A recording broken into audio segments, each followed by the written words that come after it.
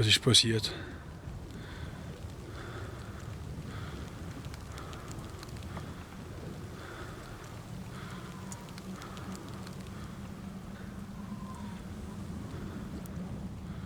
Keine Ahnung. Ich habe ihn so entdeckt. In Memoriam, c'est le premier film de Benjamin Steinman qui a été projeté à l'Espace Cassin vendredi soir. Avec un budget de 5 000 €, ce sont des amis du réalisateur qui ont enfilé les costumes pour jouer devant la caméra. Malgré sa sortie en 2018, le film continue de faire le tour des salles en France. Alors l'objectif, c'est de continuer à transmettre le message, à faire partager cette histoire méconnue des Malgré nous et qu'on en parle en fait parce qu'on est dans une région ici même sur les projections, même dans d'autres régions, il faut parler de cette cause qui n'est pas une cause régionale mais une cause nationale. D'où l'importance qu'on parle des Malgré nous et la nécessité de mettre en lumière l'histoire de nos ancêtres. In Memoriam retrace l'histoire de plusieurs malgré nous alsaciens en 1942, forcés de se battre sur le front russe, qui décident de déserter. De nombreuses scènes du film ont été basées sur les témoignages de vrais malgré nous.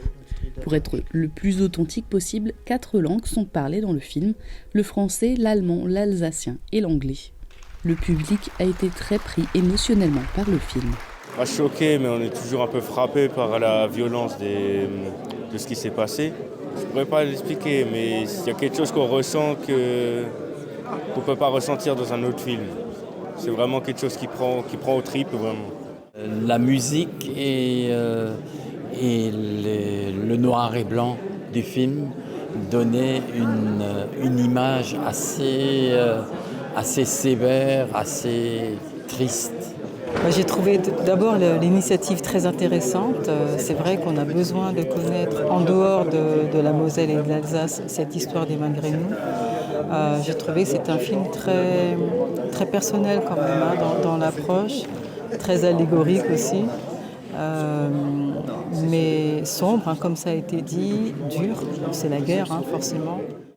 À la suite de la projection a eu lieu un temps d'échange entre le réalisateur et le public.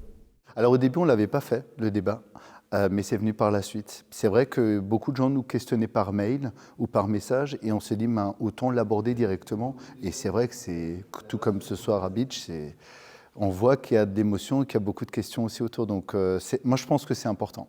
Vu que c'est local, il faut le mettre en avant. Oui. Donc il était sur un bateau, un baleinier qui a été réquisitionné, qui s'appelait Unitas.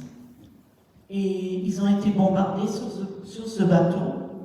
Et maigre comme il était, le casque lui est tombé sur le nez, ce qui a fait que ses yeux étaient protégés.